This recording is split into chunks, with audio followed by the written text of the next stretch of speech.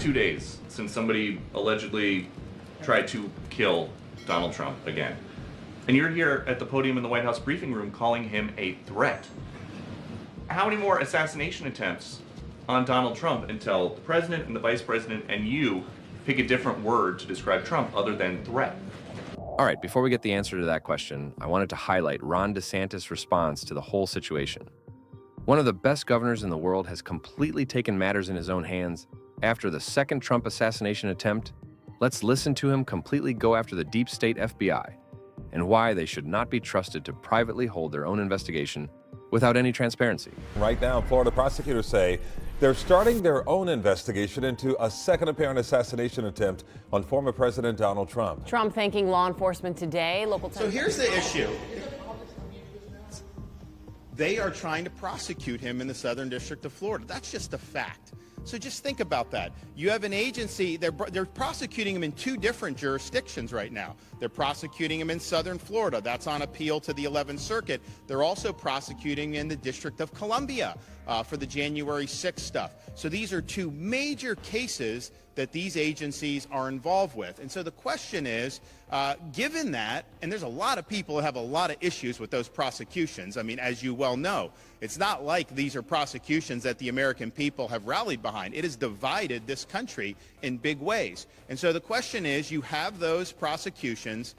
Do we honestly think these agencies are the best to turn around and do this investigation on a potential assassin? That some of them may or may not want to be held accountable for if there was something they could have done better, right, with security. I don't know what all went into the federal stuff, but man, don't you want a clean slate? Don't you want to have investigative agencies that are just going to pursue this without any other agenda creeping in, without there being any cause for concern about any impartiality? And oh, by the way, that can bring the most serious, readily provable offense under state law, not under federal law. So this is the right thing to do for justice, and I think justice means holding the perpetrator accountable to the full extent of the law, but justice also means making sure we get the unvarnished truth.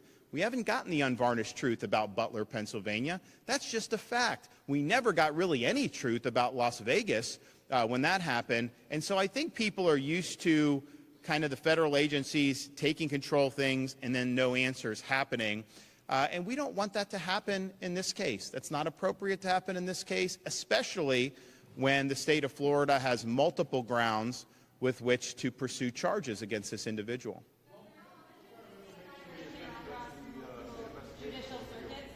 What kind of information do you believe that the state investigation will reveal that the federal investigation may not? I think what will reveal, I think, is the important thing. What the state does is going to be made public.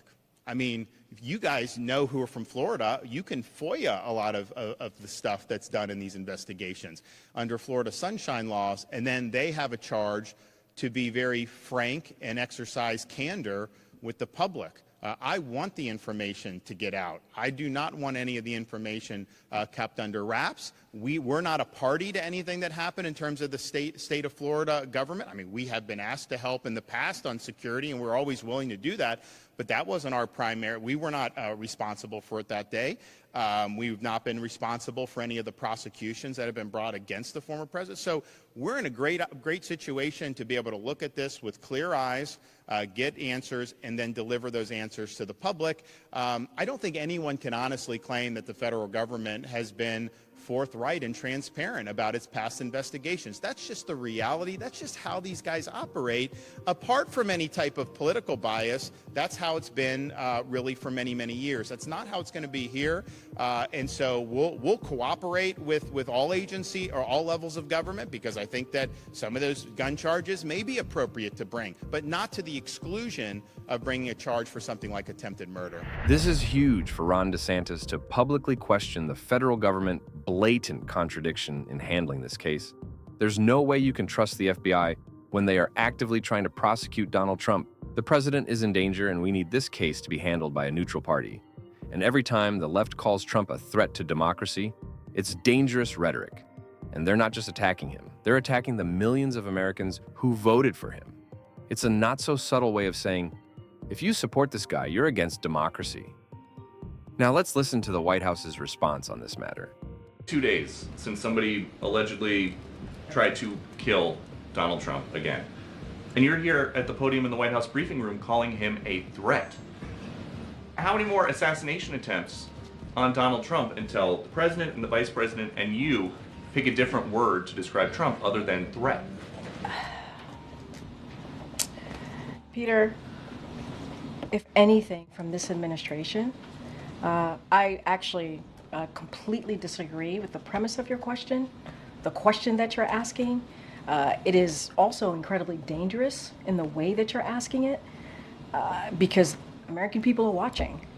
And to say that from an administration who has consistently condemned political violence, from an administration where the president called the former president and was thankful, grateful that he was okay, from an administration who has called out January 6th, called out the attack of Paul Pelosi, called out and said we need to lower the temperature after the Butler incident, and now for you to make that kind of comment in your question, because your question involved a comment and a statement.